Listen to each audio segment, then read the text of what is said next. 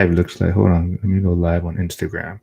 Yep. So good morning, everyone. We got Ray. Oh, it threw me off. You got your YouTube channel there. What pros do? So hold on, I'll throw that in the chat if I can. But and we got Dylan here. You got the one rent at a time Hey. hat on. Good Oh morning, yeah. No, fellas. I got two of them. Good morning. How's it going? Yeah, what's up, fellas? Let's see. Hold on. I don't know if you mattered. Okay. So Ray, you did say Yep. you had surgery. You said, or you had a tooth removed. So hopefully everyone can hear you or understand Yeah. what you're saying. But you sounded fine to us, man. All right. Sounds good. Yeah. So today, it's kind of Ray's. Maybe I know Ray and Dylan were talking about it off camera. Ray's Mm-hmm. been going into short-term rental space, Airbnb, and he's kind of really wondering why more people aren't trying to do it, or maybe people are so down on it. But you want to talk about that a little bit, Ray? What your experience is so far with it? Yeah. I kind of want to talk about my personal experience on it, honestly. When I first thought about short-term rentals, I just felt like it was so out of reach. And Dylan and I were talking about it the other day, and I Mm-hmm. don't know why. I don't know why I felt like it was so out of reach. And I feel I'm not the only one, that feels this way, because I feel a lot of people in the community have long-term rentals, but feel like doing an Airbnb or midterm rentals is really reaching too far for them. And I think that would be such a great topic to kind of talk about. Um, what's your thoughts on that, Dylan? Yeah. I mean, me and Ray have talked quite a bit over the past couple days just about that topic specifically, like why for some of us long-term rental guys, the short-term rental side just seems like so much more of a risk than what we're doing already, even though we already have like a stable portfolio. And if we just converted one over, it could be like a substantial impact, at least from what me and Ray were looking at. We were analyzing my market, we were analyzing Harrison's market last night. Yep. All right. So I also sorry, I just trying to get Ray's channel in the chat and Dylan's channel. So go subscribe if you haven't done so already. Ray's one is new. I don't know if did you have you posted a video yet on your channel? No, no, not yet. I got a little distracted after, getting my tooth removed. All right, but you had a fancy little promo on Facebook and Instagram. So Oh go yeah. check it out. Do you want to maybe quickly maybe describe what people can expect when they tune in? Yeah. For me, I'm in the industry, right? I get to work with a lot of real estate professionals, and I get to meet a lot of people like you guys, right, who are investors yourself. And I think for me, if I was going to create a YouTube channel, I wanted it to be more archiving the information that I'm attaining. For example, there's somebody who really helped me on my subject to journey. That individual I'm going to try to get on my channel, because I think that would, one, be beneficial for me to look back on, but also I think it'd be beneficial.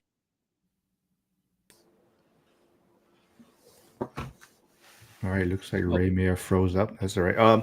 But yeah, so Dylan, I don't know if you have anything to say on this topic as far as the Airbnb side, but Yeah. so I saw a video with Rob Avasolo, David Hmm. Green on their channel, and they're Rob. The interesting thing is that he used to do all Airbnb short-term rentals, and he's been selling them off. Seems like, and his message has been changing a little bit. But do you have any short-term rentals on your side?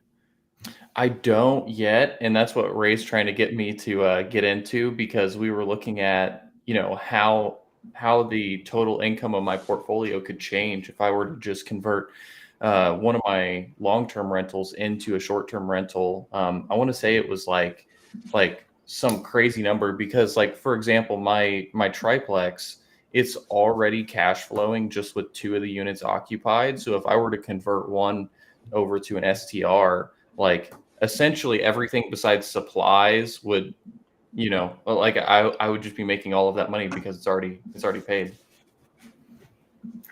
So Ray's So back. Yeah. Oh no, we lost Ray for a little while. So thanks for getting back on, man. Yeah. So we're just yeah, no talking problem. about how I was telling Dylan I saw a few videos recently, like Rob Awasolo, who was big on short-term rentals on Bigger Pockets before, and he's kind of pivoting, seems like, and he's been selling off some Airbnbs. So why are you so high on it though? Like, what's your attraction to it?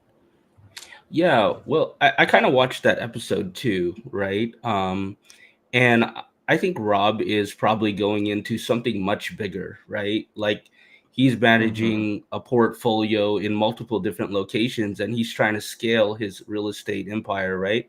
And he's probably seeing that, hey, if I want to get this at a bigger scale, it's probably better to consolidate into something else.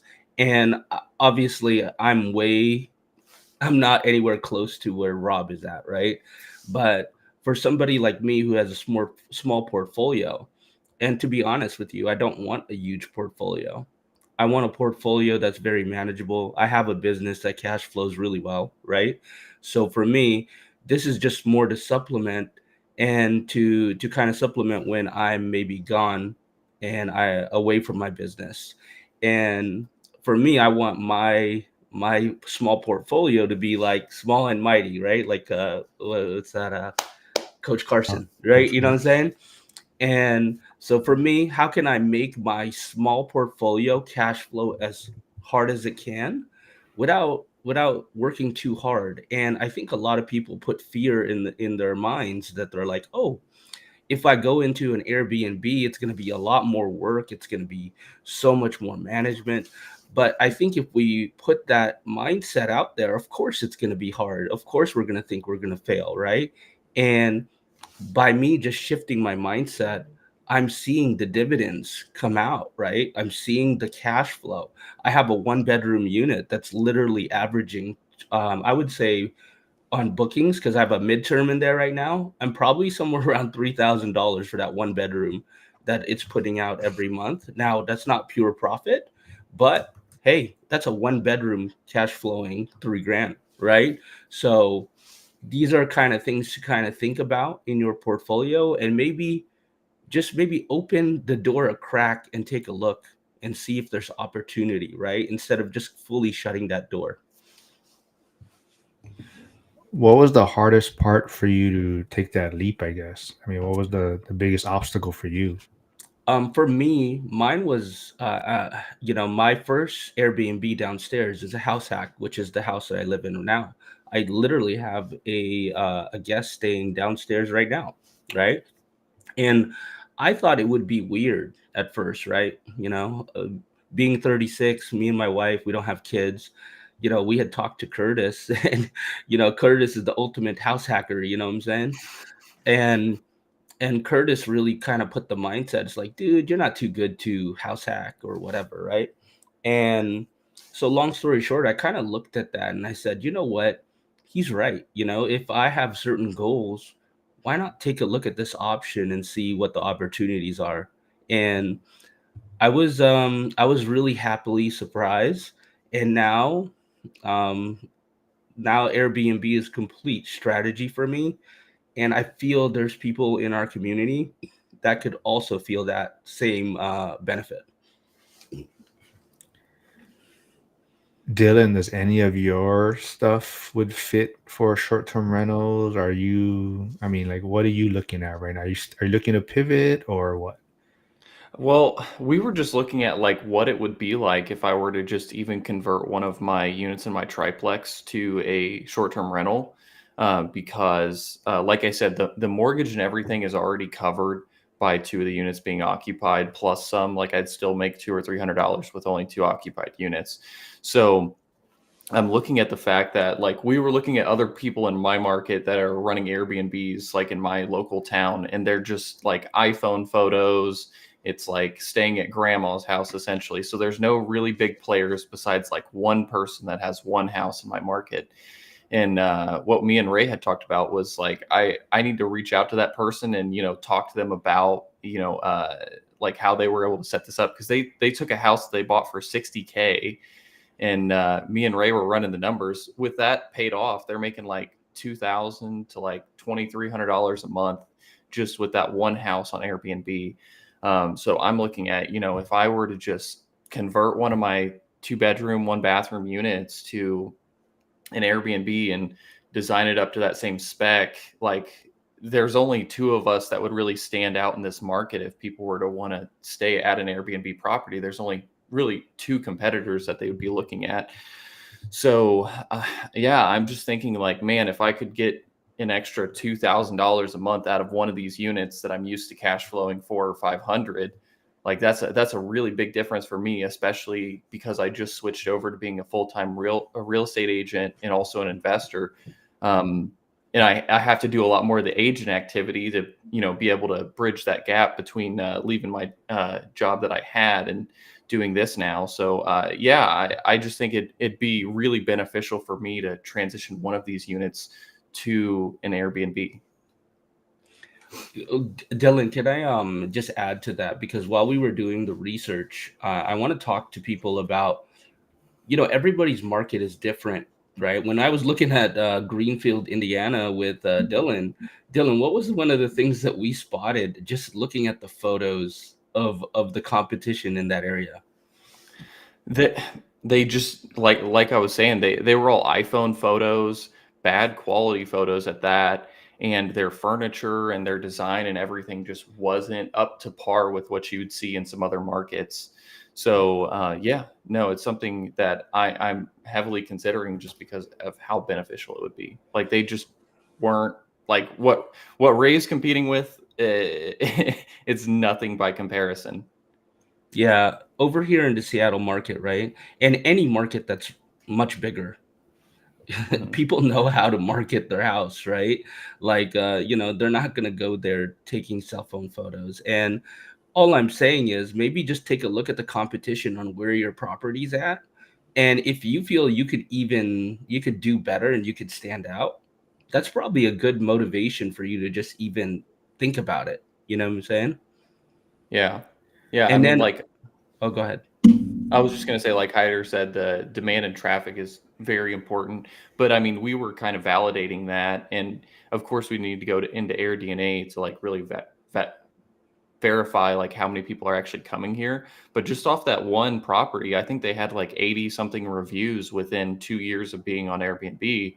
And we were talking about like maybe it's 1 in 10, 1 in 3 people. Even if it's 1 in 3, that means they've had 240 stays over the course of 2 years, and their nightly rate is about 175 to 180. So, I mean, you can do the math there. Yeah. And then I did want to add to that, Dylan, is when we looked at the most competitive person in your market, there was literally only one in that city that kind of stood out, right? Mhm. And I feel there's going to be other people that also have that same thing happening. And one of the things that you can do is actually reach out to that individual. Why go into an investment blind, right? If there's Mhm. somebody in your market absolutely crushing it, there might be opportunity for you to reach out to that individual and just ask them those kind of questions, right? Now, I will say not every market is the same because I've tried reaching out to a market over there in Michigan before I opened up my Airbnb, and a lot of people weren't willing to give that information, and I think it was just due to an out-of-state investor going into their smaller market, and they're probably trying to protect themselves, right? But I think that's a good strategy as well because that's going to give you the much needed information you need to see if that investment is going to be worthwhile. Yeah. All right, let's say some good mornings to people tuning in. We got Daryl, Janitor on Fire here. We got Jason, Cody, Big Cody's here. So actually, Cody was he also saw that video with Rob Solo, or he was asking about it, and he was kind of just mentioning how it seems like short-term rentals might be kind of losing interest for some people, and that's why I said, "Hey, funny, Ray's going to be on tomorrow." He's kind of big into it right now. He's digging deep into it. So yeah, we got Nikki here. Looks like pairing from Dylan's channel. Was she the one that said happy birthday? Or nobody said happy birthday to her? Yeah, Yeah, it's her I did. birthday. Nobody said I that. said Yeah, it. so you said happy birthday. Hyder's here.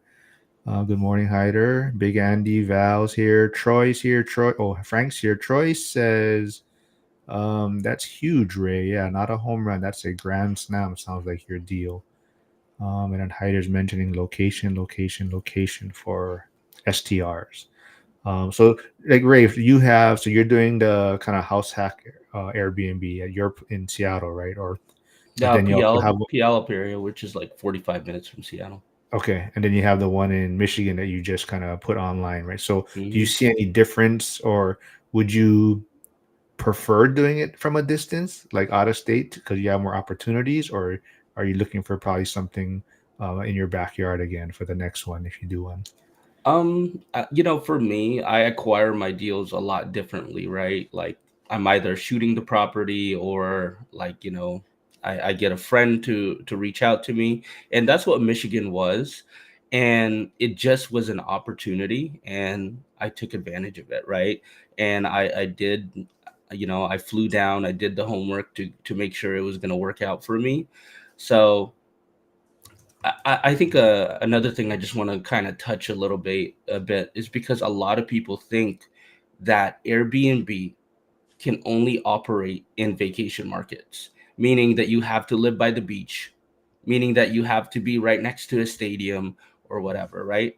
I'm gonna tell you right now, my Airbnbs are nowhere near, what I'm saying, any of that, and the kind of clientele I'm getting, like the people that are staying down here right now, I'm about like 45 minutes to an hour to the mountain, right? There's a lot better locations than mine to get to the mountain, but they chose this location because their family members nearby, right?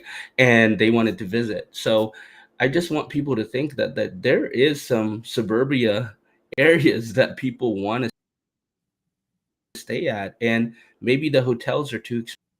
Maybe they don't want fees at these other lodges that are much closer to these vacation areas. You know what I'm saying? Well, another thing could be like if they're in town for a professional thing or if they're visiting family, like that's a big one we actually noticed in my market was that a lot of the people that were commenting on the reviews, it was because they were coming back to town to visit family.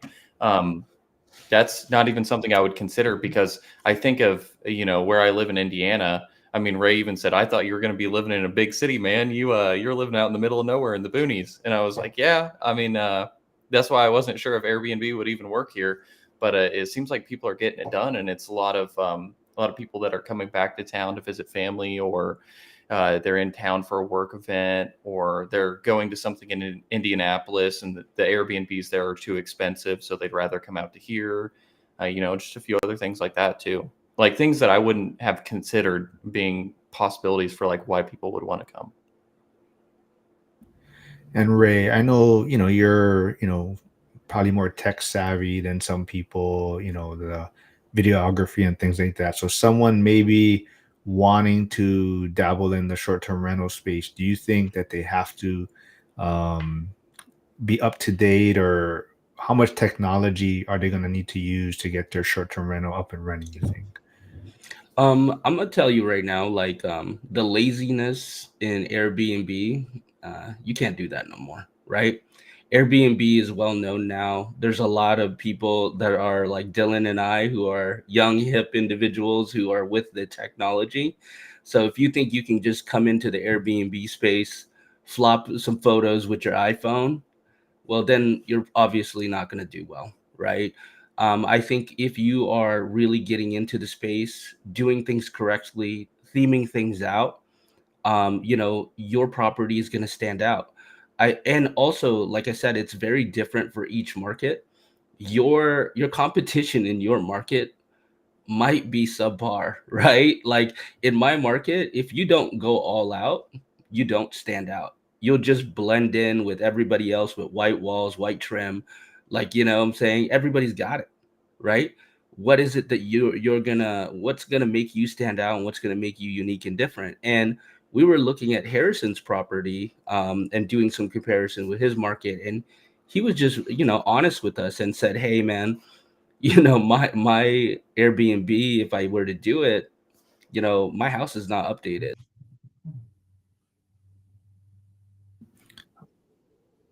Compare that kind of had those similar features as his. So I think you really have to just gauge your market and be honest with yourself whether your house has a real chance of competing in your market. We got Flavio tuning in from Grandview, Washington. So morning. He says in his area, the RDNA for Airbnb is a 45% occupancy. Mm-hmm. Cool. Invest to Wealth is stopping by. And Cody, like I said, Cody says, I think I have a hard time with how much time it takes compared to a traditional long-term rental with third-party management. Can we talk about that, Mark? Can we Oh, absolutely. I really Please. want to talk about this. Like people tell me it's like, oh my God. And I felt the same way. Like, can I tell you, like, imagine trying to think about managing an Airbnb out of state. It was all in my head. I was like, man, I'm gonna have to manage cleaners. How am I gonna get the trash out? How am I gonna get the weekly trash pickup done? And all these things, I think you make it bigger than it is because you've never done it, right? And the reality for me was once I put the systems in places, like getting my cleaners, that's the number one thing, to be honest with you. If you can get cleaners, they can do all that stuff for you. My cleaner was just at my Airbnb in Michigan, right? As far as technology goes, we use an application called Breezeway. And Breezeway is essentially a way for you to create an itemized list, or it's like a CRM for your cleaners, right? And long story short, it tells them the task, they check it off and make sure it's done. So it's really easy to kind of roll in your cleaners. Now, do you need an application like Breezeway? No. You could probably get an Excel sheet and just say, hey, do this, do this, do this, and it's easy. And you could give that Excel sheet to your cleaner. But as far as my cleaners go, they take out the trash for me. They they do the cleanings. They let me know if I need to get the grass mowed or whatever. There's a lot of signs that I needed to get installed into the unit, and they've done that for me. So really, the real infrastructure you really need is your cleaners.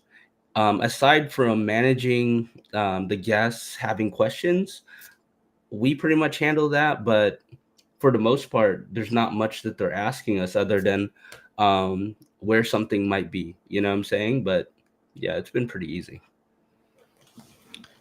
I think another big sell for you too is your wife is on board. Like she enjoys, right? Like you're the one you're doing downstairs, so that she's a part of it. And is that a way that she got on this real estate journey also a little bit more? Yeah, like she's really enjoying the whole Airbnb side. My wife's role as far as managing the Airbnb, she just really more just takes a look at the chat on the Airbnb. And if the guests have questions about early check-ins and those kind of questions, she'll just answer them. But and then her other role that she plays is really just kind of scheduling the cleaners. But that's about it. Like, there's really, unless we're adding new cleaners, then I guess she's a little bit more involved by sending the form to them and maybe helping them through the first clean or two. But for the most part, my wife works a full-time job. She don't got time to sit here and babysit like a full-blown real estate business, right? So for her, it needs to be as simple. And yeah, she's finding it very easy to work with. Josh Burdick is tuning in. He says he's scheduled to go look at short-term rental properties next week. Cool. Let's see. So when can we expect your first video, Ray? I know you. So Hyder too. Hyder came out with a second channel, and he's been kind of behind on posting his videos to that channel. So maybe you guys can fight who's going to put their first video out there. Well, I'll tell you what. I am meeting up with we have a STR group over here in Seattle. It's actually ran by my buddy Chris Price, and we're having a pretty big meeting here tomorrow, actually. Big meeting tomorrow. And I'm going to be in touch with some really big co host players in the space. And, I'm hoping to maybe pull a couple of them to the side and kind of ask some of these questions that we have in the group. Even some of the questions I had when I first started out, because these guys aren't just managing one Airbnb, right? They're probably managing anywhere from 20, 30 Airbnbs.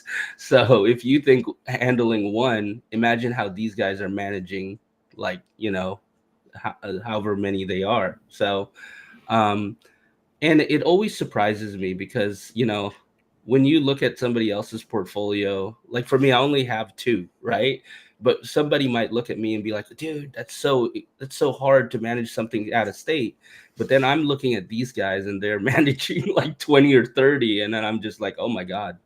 So I don't know. I think it's just a perspective that we just need to flip around. Yeah, Josh says, I think STR is getting easier to manage from afar, but our plan is to self-manage. We got Kobe stopping by. What's up, Kobe? So me and Kobe just did a video. So his video is out on my channel right now, talking about the benefits of EXP and how you can generate multiple streams of income. Let's see, Bitcoin to 100K soon. Yeah, might be. It's at what, 92, I think, 93 right now, maybe. Let me look. I'll look after. Hyder says, when we stayed in Vegas, the Airbnb operator got a lot of communication from almost each of the guests. Too much, in my opinion. Yeah, so you're gonna have people like that. I mean, that's just part of it, right? So, but having your systems, I think, definitely helps. And I'm not sure what your experience is, Ray, but does AI also make things a little bit easier for communication and whatnot?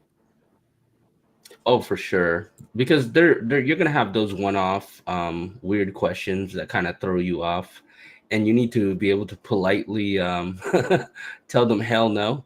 You know what I'm saying? So for me, I'll just express to AI on the voice chat, and I'll be like, dude, these guys are really pissing me off. Like, you know what I'm saying? Find a way to like tell them nicely, and then AI will come up with the information. You know what I'm saying? So those are the kind of nice things that AI can do for me. Yeah, AI is definitely a game changer. Okobi says, does anyone here own crypto and which ones? Do you guys own any crypto?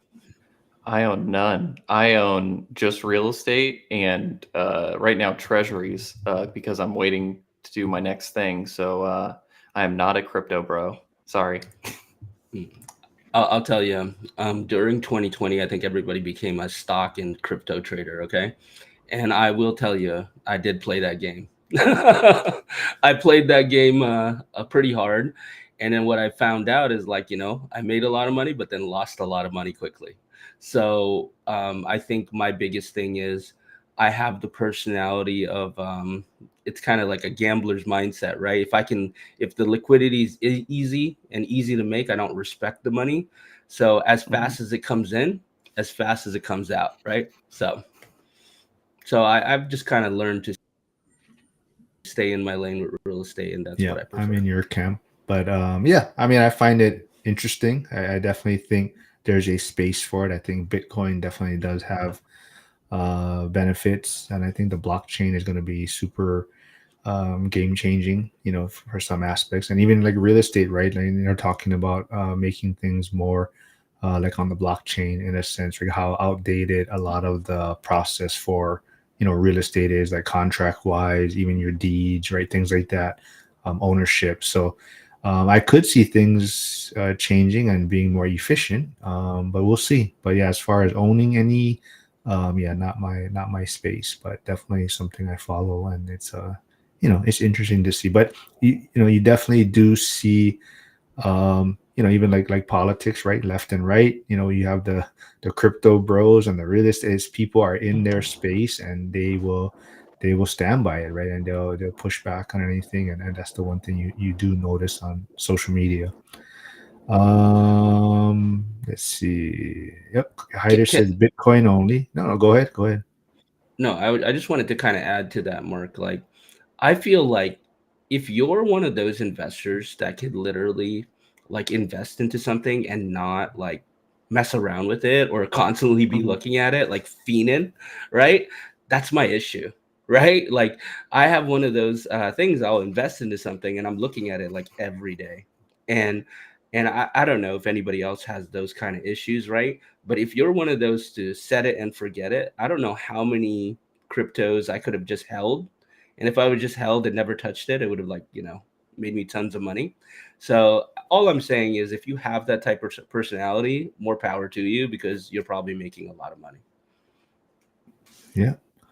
Let's see. Since 2017, Professor Oak has been doing crypto, it looks like. Hyder says, yeah, BTC only. It is digital real estate. Kobe says, what were some of the stocks that you were looking at? GameStop was huge, I remember. Yeah, when you're talking about 2020. Dude, you guys want to talk about, okay, like you guys want to talk into this, I'll tell you. Dude, I could show you accounts where I made $24,000 in like the first 2 minutes of the market opening, right? Like the what happened in 2020, like if you were a day trader, right? Like for me, you can't really predict what's going on, but what you can do is you can see where all the retail traders are, right? Because you can purchase scanners or whatever. And you can't tell what big BlackRock's going to do in the market, but what you can do is you can read what retail traders are doing when they're trading, and you can just look at like the VWAP or whatever and just kind of know what the most retail traders are going to do. And I just played it like that, and literally some days I'd wake up in the morning and I'd be trading and make $40,000. I'd be waking up my wife, is like, dude, look at this, right? But like at the end of the day, like I don't think that's real trading, right? Everybody looked like a pro during 2020, right? Like that was just a goofy situation. But the funny thing is, like, how many of us really got to keep that money and keep the profits? I'd love to. I know so many people who are in the tech industry here working for Blue Origin, Amazon, and I can tell you most of them lost the money that they won. Yeah, You know what I'm saying? I gotta say, I do look at it a little bit different, just because I come from the analytics background. I never really like liked that side of the business where people are day trading, because a lot of it feels like very gambly. But I like actually like underwriting companies and like looking through their financials to see like which ones were really good. So some stuff that we bought back then was like Restoration Hardware and Simon Property Group, Google, Meta, like especially in, I think it was 2022 or 2023, where everybody just hated Meta and thought they were like going into the ground, and they were trading at like an 11 PE, and I had started buying them at like like in the 240s. So I was down like a solid, I want to say at one point I was down around $25,000 on Meta. And I just kept buying that thing. And at one point I had like the majority of my net worth just in Meta stock. Not too much for a college graduate, maybe like $40,000, $50,000. But I ended up liquidating that when it had came back up into the 300s. And that's when I bought my first property. So that was actually a really big lever that helped me, like, I mean, from being down 25 to up like 10 or 15. Like, I mean, if I would have been holding it now, it'd be worth a lot more, but I can tell you that the real estate that I bought with it is worth substantially more than I paid for it. Dude, more power to you. I'm glad you got to I'm keep your glad money. too, man. For me, I'm currently using those as a way to offset the Yeah. taxes. You got a write-off for the next 30 yeah. years, $3,000 a year. Yeah. Oh yeah, dude. For the next Jaw. No, I was going to say, go Josh says ahead. he's crypto-less. It's fine, but not for me. REI for him. Hyder says Bitcoin is a ledger. To own Bitcoin means owning a bit of the ledger, hence digital real estate. Hey, Trade Better 99's here, so go check him out too. He just had an interview with Zuber this past weekend, so go. That's on Zuber's channel. Great interview. It says good morning, all. Cardano, all the way. And Professor Oak, I think, is talking to Ray. Said, and the wife rolled her eyes. I bet when you're talking about trading, waking up trading. Hey, dude, she rolled her eyes because my wife does not care about money, dude. She doesn't care about real estate. She don't care about money, right? You know what I'm saying? So for her, she's like, shut up and let me go to sleep. Hyder says stocks are a legal nightmare. The holder doesn't own, the broker doesn't even own. Stocks only provide beneficial interest for long-term holders. All right. Yeah. What do you think, Dylan? Are you going to convert to short-term rental for maybe one of your units? Is that Well, what we were discussing is that it made more sense to buy like a standalone property, like a house. So if I can get a house like from a sheriff sale or something like that, and then I can rehab it up to like because I mean, for sheriff sales, like some of the house or tax sales, you can get houses for like 80, 100 grand here sometimes. So if I get something like that and then renovate it up to the specs of that other property that we have in town, and then do the same like furniture and design work and everything like that. And then worst case scenario, if it doesn't work out, I can always just rent it out. I think that's where I am with this one. Like if I get another property, I will do that. Um, I just need to find something for a steep discount so I can make sure it works as a long-term rental. And and it'd be a really nice long-term rental at that because we're designing it to short-term rental specs. The cash on cash return wouldn't probably be awesome if I had to convert it. But I mean, based on that other short-term rental, it seems like they're doing really good. So yes, when I find one. what about rent by the room? Are you guys looking into that, or Ray, are you sticking more with short-term rental, you think? Just for me, downstairs is working really well, and for us, my wife does remote work, and I have my office, and then we have our bedroom.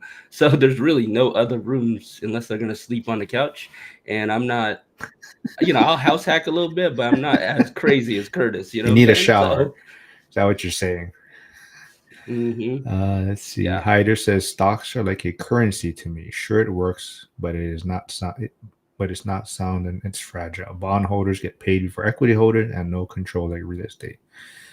Yeah, I think as you can see too. So even like real estate, right? Like there's different ways you can maybe make it work, right? Whether it's short-term rental, rent by the room. People are doing this. So even like residential assisted living, right? There's different pathways to using a property. Finger butthole doctor. Hey, yeah. Thanks for tuning in. Subscribe, please. Yeah. So I don't know what you guys want to keep staying on this topic. Anything else you want to dig into? Yeah, no. Well, the other topic we had, Mark, was I think a lot of people in the community, have been pressured by you to create YouTube channels. I'm just joking. Not pressured. Oh no, Okay, no, no, bullied. Is not that the better not word? even close. But you started one. Yeah. No, no. Yes, yes. No, no. I think the other topic we wanted to talk about was, a lot of us are creating YouTube channels, and we were trying to talk about, like, how can we make that fun? How can we make that interesting, not for just our viewers, but for ourselves, right? So I don't want to be the first one to kind of talk about this, Dylan. So why don't you Yeah, because start? I used to do YouTube videos like, and I still have been doing it them more often now, but like I used to do them like a year or so ago, and I just really didn't like all the editing and everything I had to do to like get something that I thought was good quality to put out there. Because I would spend like I was trying to do it once or twice a week, spend 2 hours scripting, 2 hours like recording, and then maybe another hour, hour and a half editing.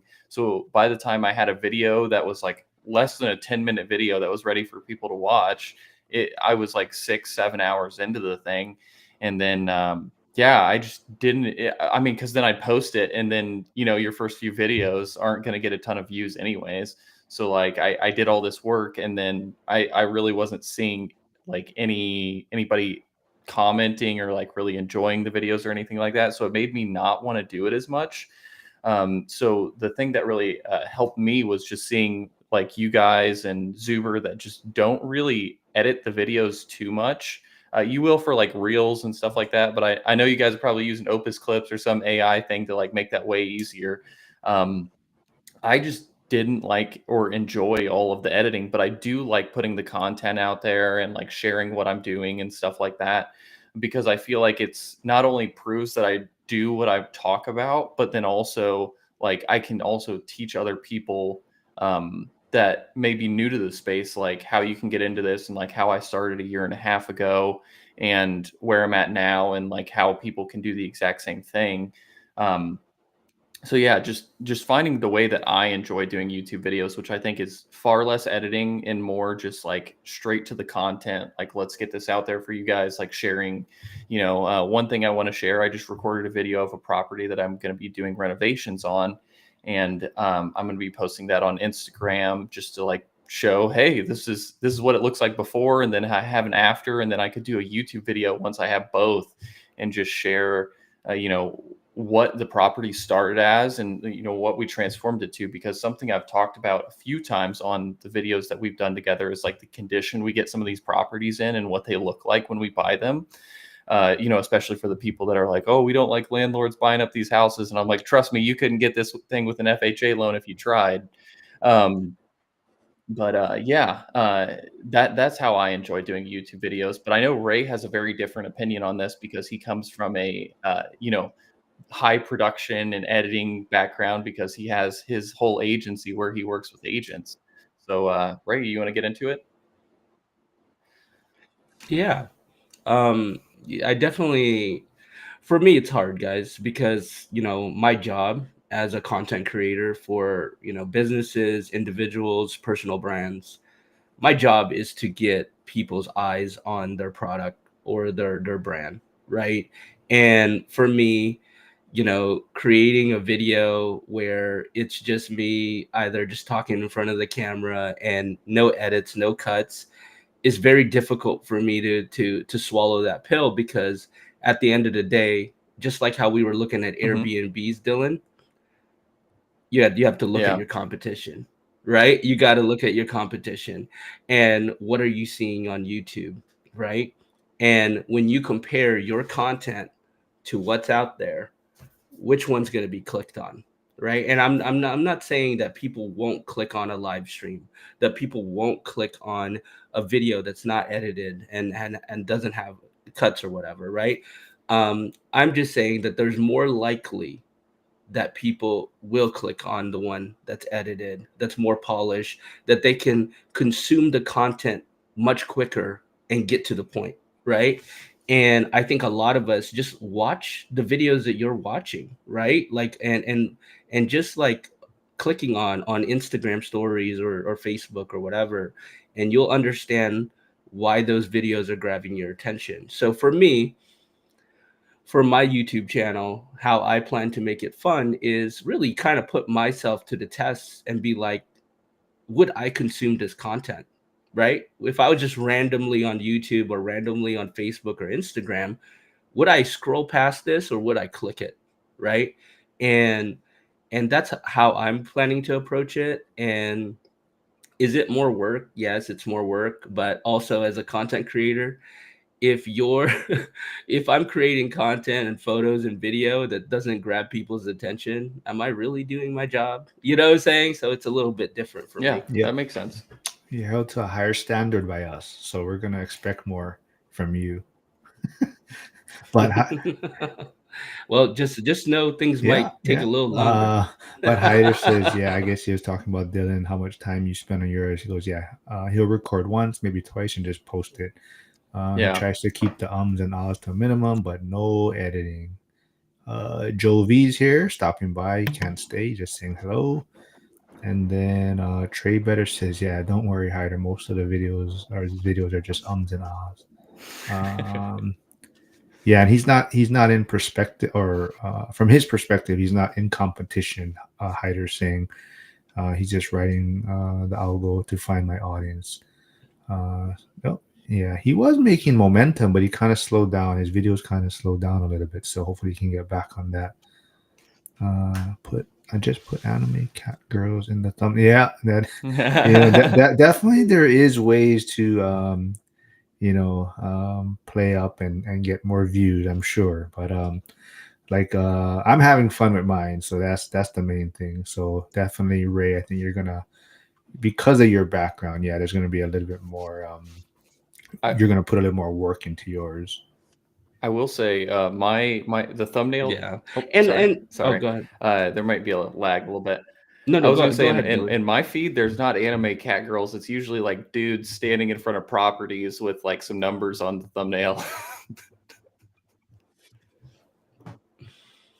That's hot too, bro. Depends on what you're into, eh?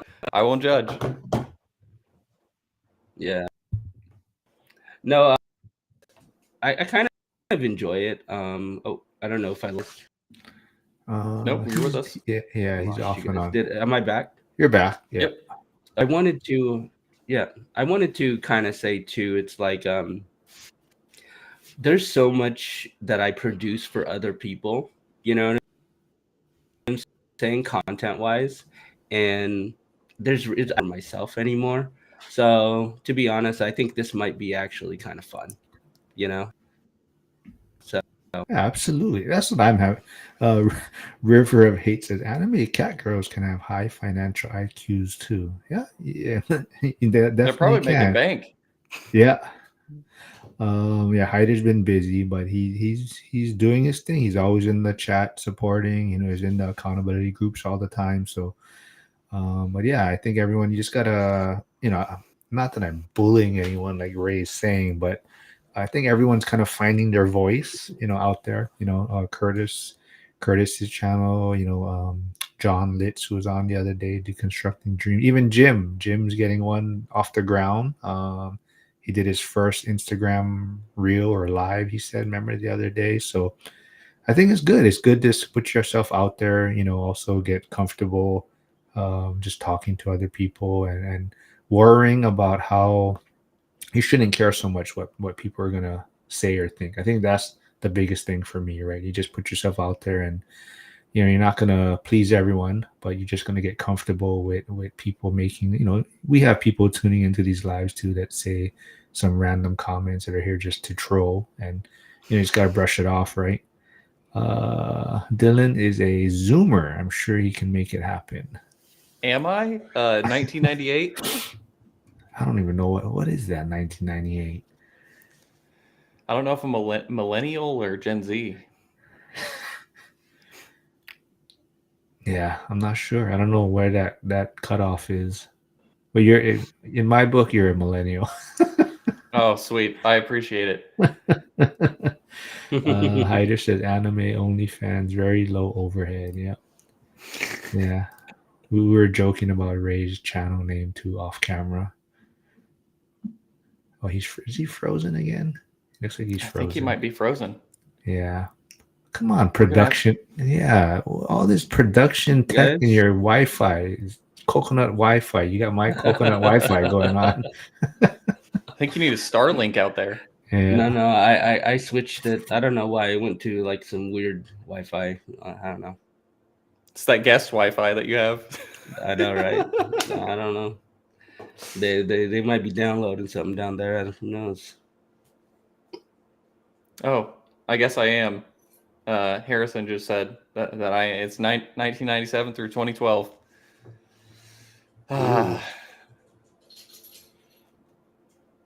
Oh, I can't hear Mark. I can't hear you, Mark. You can't hear me. Sorry, I was muted. Oh, you're back. So Ray, what is your first video going to be on, you think? When can we expect that? I really wanted to have somebody really big in the STR game, because for me it's going to be what interests me. You know what I'm saying? That's the beautiful thing about it being your YouTube channel. It's going to be what floats my boat at that time. You know what I mean? So, and right now what really interests me is short-term rentals. So it's probably going to be somebody in that space. And also I kind of want to combine the two things that I just recently learned, with this subject to and short-term rentals, because I think those two in combination, getting low 3% interest rates with STR cash flow, I think that's a pretty amazing strategy. Yeah. River of Hate says, yeah, okay, I'm trolling a little, but I'll make a deal with you guys. Not sure what his deal is going to be. But I said, as long as you subscribe, I don't care what you're doing over here.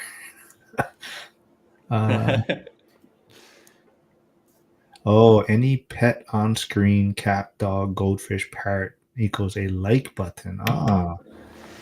Do you guys have any pet? My son's mom has the pets. They're all at her house. I don't have any. I got a pug. He's Put it a on the. deaf pug. I You gotta got put to, them on the yeah, you got to put them on the screen. thumbnail. River, yeah. I got to take the cat to the vet though this Thursday. Might have a urinary tract infection or something, or kidney something. I don't know. We'll see. Mm. I don't know if anyone knows. Like I said, I'm gonna have shoulder surgery. I'm gonna be out for a few months. So me and Zuber, I told Zuber I can commit to a dedicated day and time. So Thursdays we're probably gonna bring back the what Millennial Mike and him used to do, kind of when Millennial Mike used to go through the comment section of Zuber's videos and kind of pick out the spicy and controversial comments, and we're gonna just go through that. So tomorrow should be our first one, and yeah, we'll see how that goes. So go tune in. I don't know if we're gonna do it live. I asked him if he wants to do it live because I know he's trying to do stuff on X more.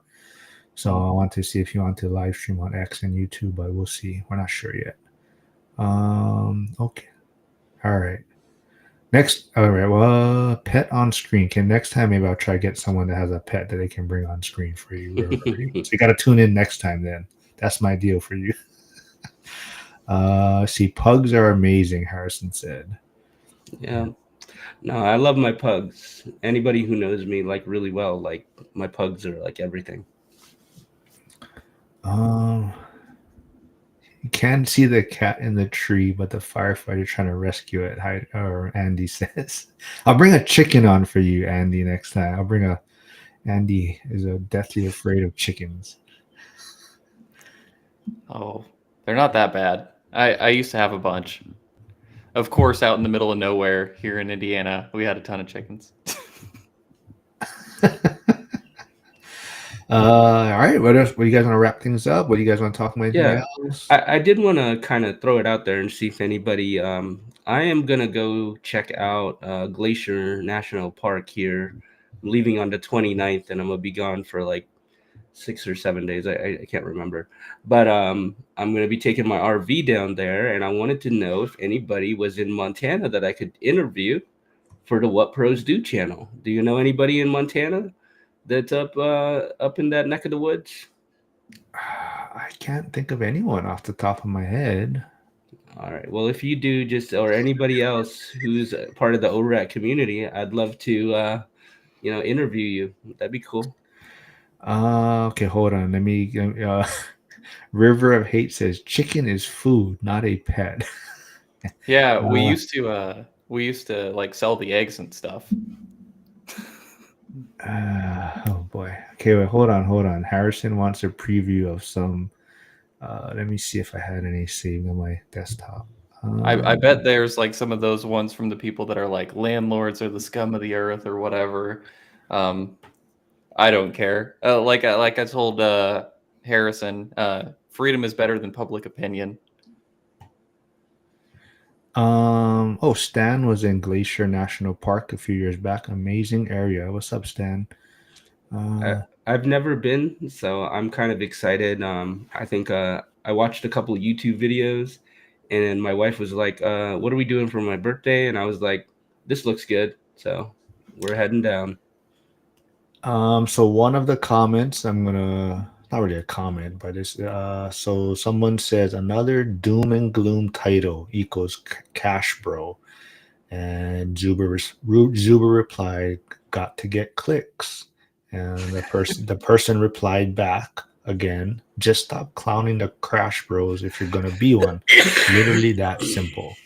And then someone else commented, "Remember when he said he would take a principled stance and never do clickbait, LOL, or when he ripped someone for any tweet not having a full conversational context provided, but then got ripped himself.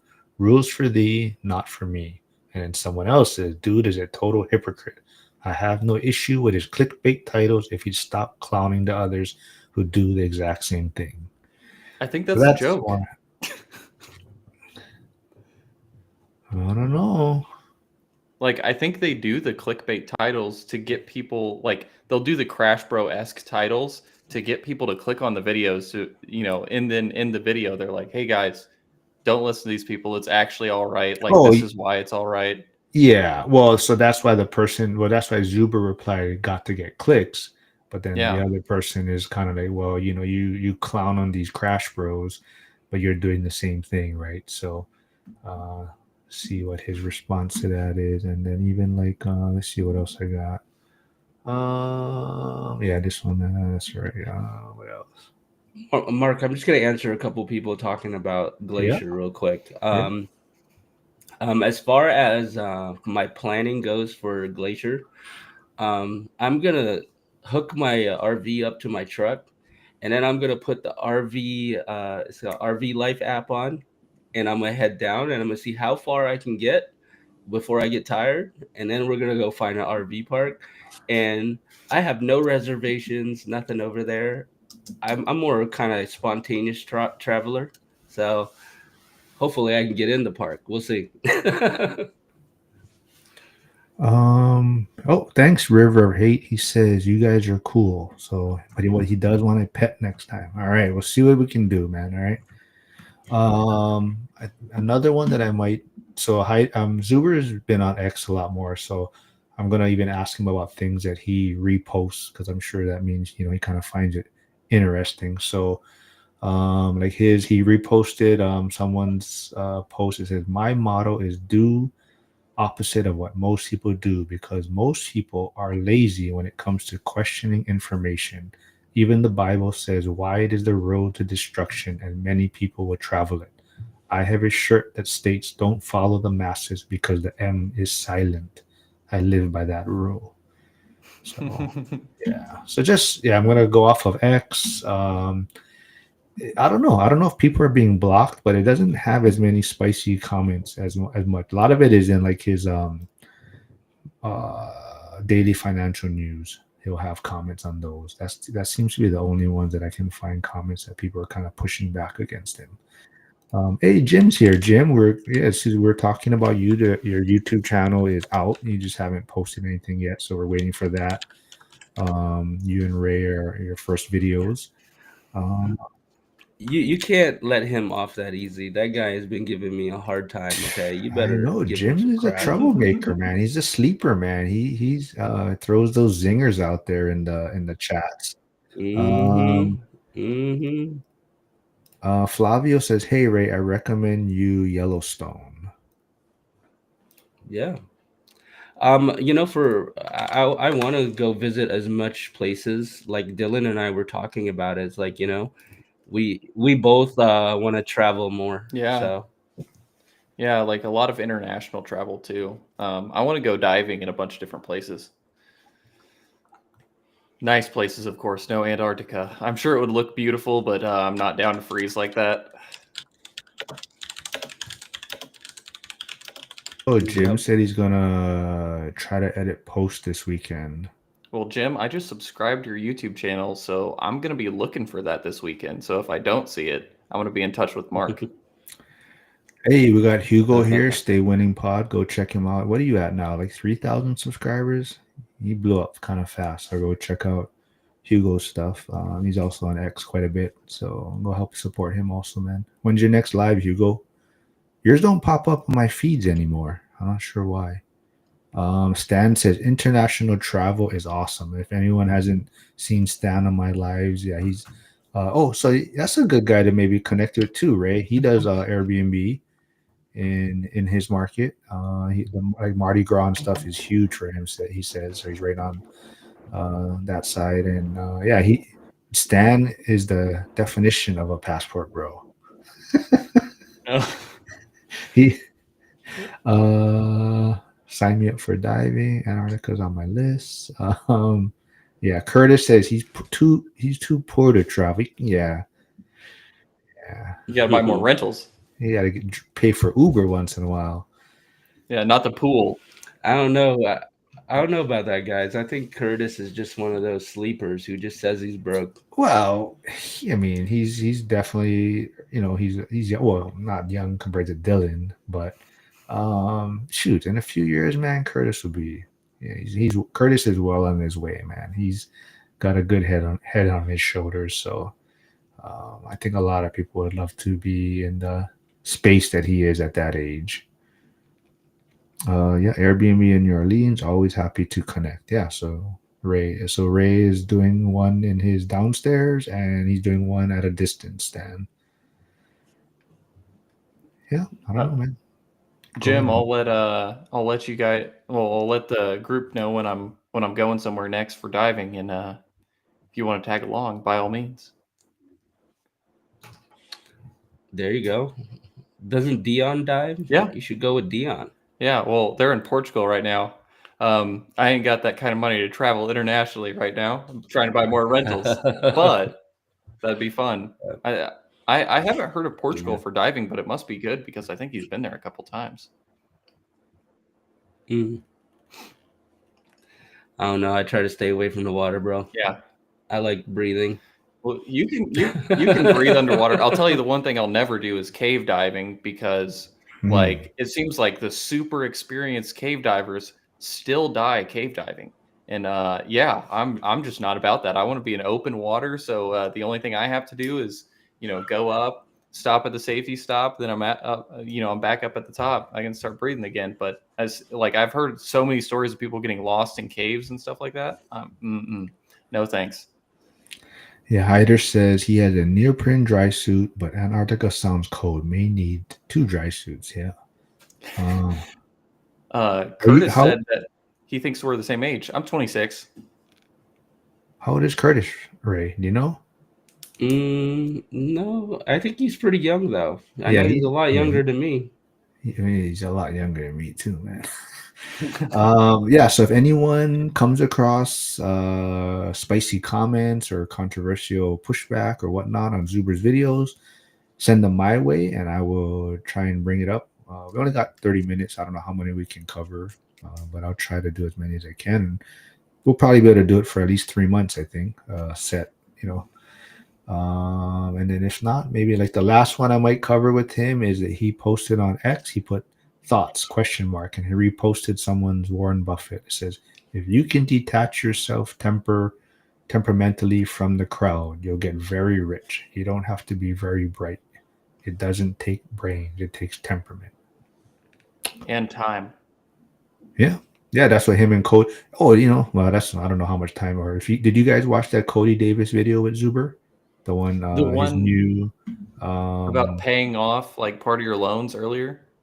Yeah, that was actually interesting. I had never thought about it like that. I always think of it as the tenants are paying the mortgage, so they're paying the interest, and I'm just reducing costs if I change the rate. But I thought it was interesting how he's looking at that from like, well, if you pay 1% of the loan amount off, like I was looking at it myself. If I were to pay an extra $2,000, like it saves $22,000 or something like that in the lifetime of the loan. No, I think it was 11. It was like 5 times as much money. I was like, man, that seems cool. But then I was trying to think about like from a math perspective, like what's better, doing that or finding more properties to buy. Well, so the way he is a little bit different, or he broke it. He's not paying extra. He is making 2 payments a month. So instead of paying on the 10th, he is splitting up his monthly payment to the 1st and the 10th. So in theory, part of the payment is going in earlier. But when I did it through ChatGPT, it told me it's not going to make a difference. It told me I would save $800 in 30 years, which I guess is good. If I did that, then I started doing the math for like, well, if I paid 2% of the loan off, like it'd save like, somewhere, whatever 5 times that amount is. So, if it's $4,000 for my loan amount, it'd save like $20,000 in the lifetime of the loan. That's how I was looking at it because I thought he had gone into that a little bit. Yeah, so when I messaged him, he says he showed me his prompt that he used for ChatGPT. and even that, it still came up with a different, almost like a different answer. But I think the biggest thing he's looking at is if you have millions in debt, any Mhm. amount you can save is going to add up. So if you have, so many millions in debt, you're talking about hundreds of thousands of dollars in interest you'll save, right? Yeah. So in that standpoint, it makes a difference. But I think the biggest takeaway is that you're not making extra payments. So you may as well try and do it that way if it's going to save you money, right? I think the other example is people are trying to make extra payments, and now you got to weigh that, like you're saying, does it make more sense for me to keep this money to try to look for the next deal, or does it make more sense to try to pay off my debt quicker? But in his Mhm. instance, he's just basically doing the same thing. He's just changing the payments to twice a month, or that payment to twice a month. That makes Yeah. sense. Yeah, no, it was interesting. Like, I had never even thought about it like that. Yeah. Well, yeah. So yeah, Chat GPT is amazing. Like you said, you just play around with it, punch in different things, but just I want people to be aware that sometimes you could use the very similar or same prompts and the response might be slightly different, right? And it's also the way Yeah. you look at it, right? So but cool. Yeah, everyone, this was a good one. Can't wait to see you guys, Ray's first video, Jim's first video.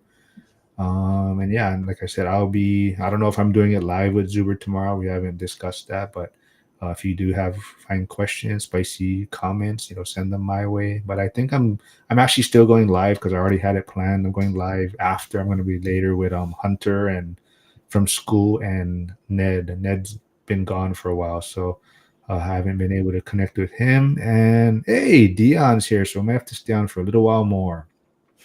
Dion Financial Talks here. Thanks for Said tuning hit that in, like man. button.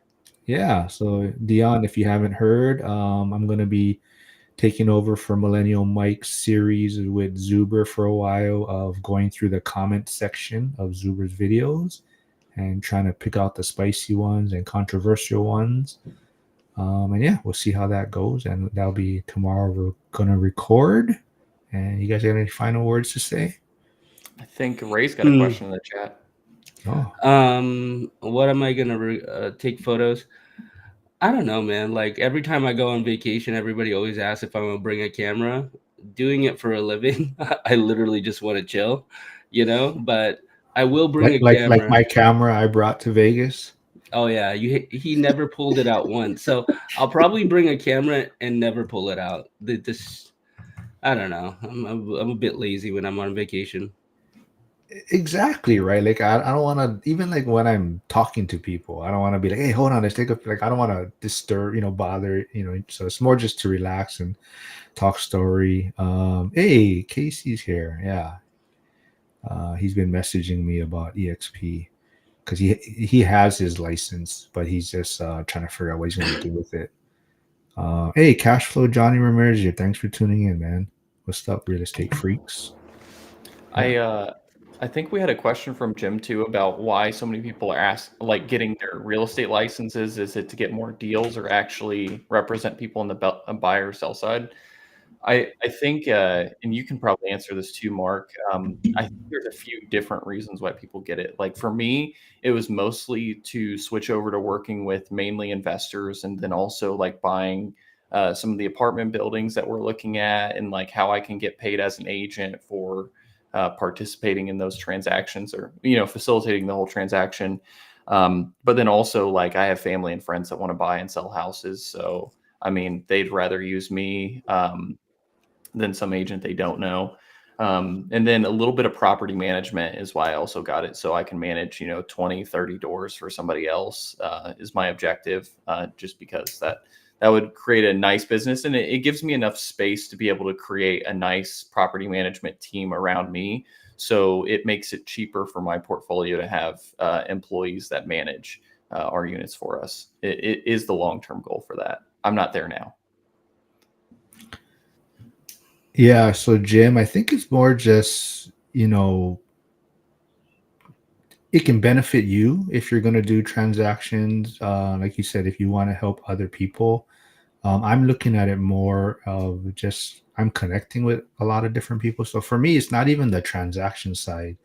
It's more just like the agent recruitment or agent referrals and helping other people grow in a sense. And that's kind of what my channel at the end of the day I want it to be, is to help get people on. And even like you and Ray and Dylan, like to like you guys are saying, like practice whatever you're trying to work on before you guys do stuff on your channel. Like Ray's probably testing out his systems here because for his channel he wants to present it a certain way. So right now he's probably trying to figure out his system, what works for him. And that way, even for me having my EXP license, then I can help agents promote whatever they're doing in their markets, right? Like as far as if they're trying to get in the investor space or whatever properties they have listings, and it also is going to help me connect with these different individuals. Oh, Dion wants to make a political channel. Oh my! Shoots, He'll get us all canceled. I'll jump in on that one with you. I know a few. Joe V, who's not here, would definitely jump in on that one. But I'll jump on it. I'll jump on that one with you guys. Any of you doing sub 2 and raps? How's your experience been? I know Ray's kind of dabbled in that. So Ray, you have anything else on that? What was the question? Johnny Ramirez says, any of you doing sub 2 and raps? How's your experience been? I don't know. When you say raps, I'm a little confused by that because I did a subject to, and then I did seller finance. Is that considered a rap, or is that something else? Well, I think it's how you execute the subject too, because you had it put into a trust and then, but like a wrap I don't know how to explain a wrap. Mark, you might be able to do this a little bit better, but it's just a different way of taking over their mortgage and then like creating a new mortgage, but you keep their existing mortgage. So like they may finance part of it to you and then you keep their existing financing in place. Well, just to kind of keep mine simple, mine was just a subject to, the loan stays underneath the homeowner's name, and then I take over the deed, and I took that deed via trust, and the remaining balance I seller financed. So that was my deal. I hope that helps. Sorry, I was still muted. Hey Ray, question from Troy. For you as a photo marketing guy, what would you suggest to refresh short-term rental photos to get best appeal? We have professional photos from 2 years ago and need to update. I think the biggest issue that a lot of people don't do with short-term rental photos is, they'll hire a professional to go shoot the photos, but they don't take the time to really stage it. And what I mean by that is like, if you're shooting the kitchen, maybe having like a charcuterie board, or maybe having some breakfast and muffins and stuff like that in the photo to make it feel more homey and make it feel more lived in, right? Or if you're coming into an entry door, maybe having like a couple jackets and coats that are like cute for that space, versus just shooting an empty coat rack or whatever, right? These are kind of things to kind of help stylize the shoot and make it feel cozy and homey.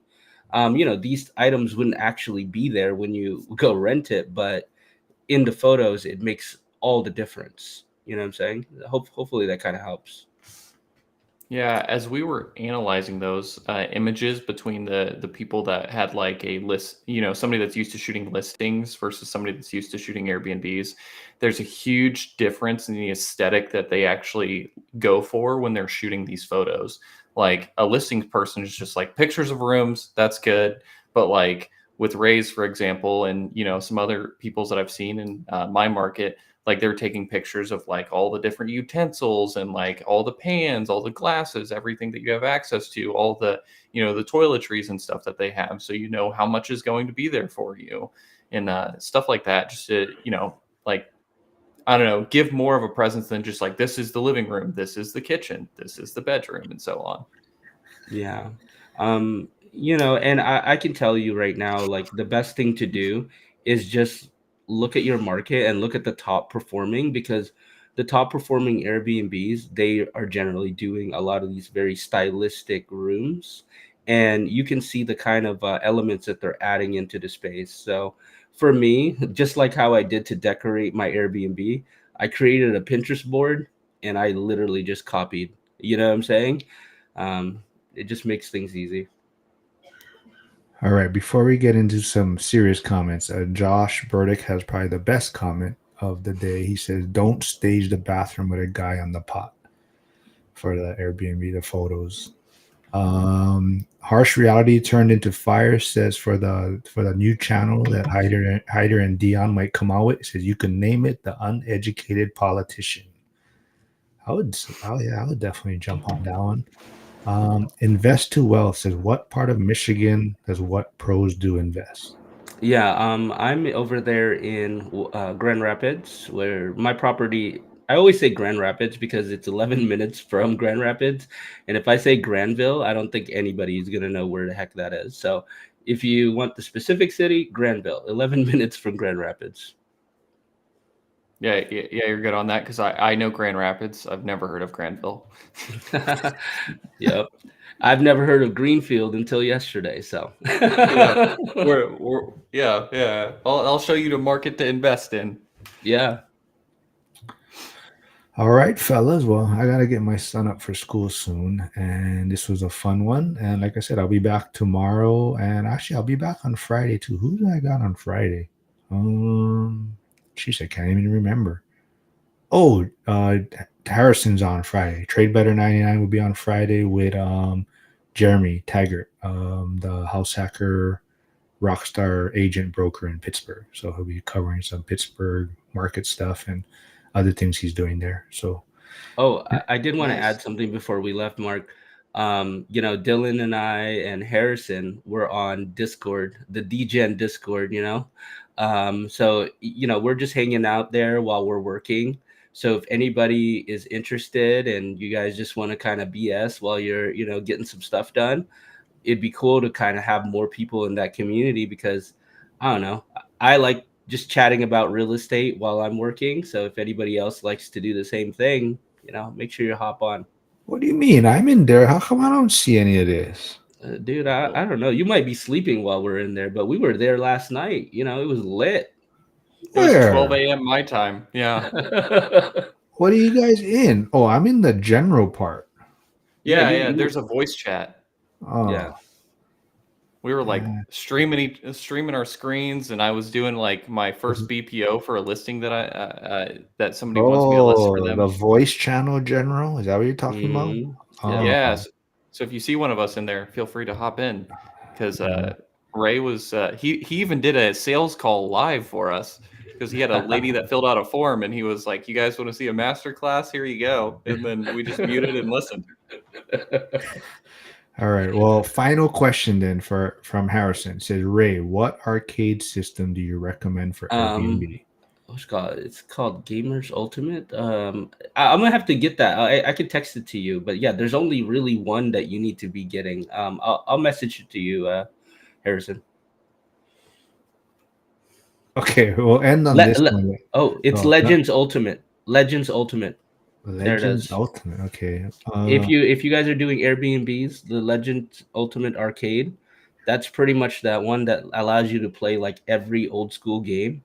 And my tenants downstairs, they freaking love that thing. They're paying everything. Oh, I think Flavio and Josh are asking about the Discord, so we might have to get them on it. I'll drop a share link in the chat. Be careful, you're gonna have to manage that. We're gonna have some trolls in there. So Troy, Josh, you know what? Put it in the. Oh shit, Josh, I think I have your number still yet. Don't put it in the chat. To you, Mark. Yeah. Yeah, I don't want somebody spamming us. Yeah, I think I have your number, Josh. So yeah, I got your number, Josh. I'll and Flavio. If not, Flavio message. I think Flavio message me in school. Message me your contact information, and I'll get it to you. Well, last one. We'll end it on this then. Get Her Done says, "What do you call a bacteria that walks into a bar and buys everyone a drink?" A fun guy.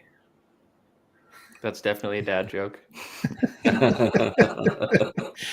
All right, everyone. It was fun as usual, and I will get you guys that Discord invite. And yeah, I'll see you guys tomorrow. Thanks, everyone. All right.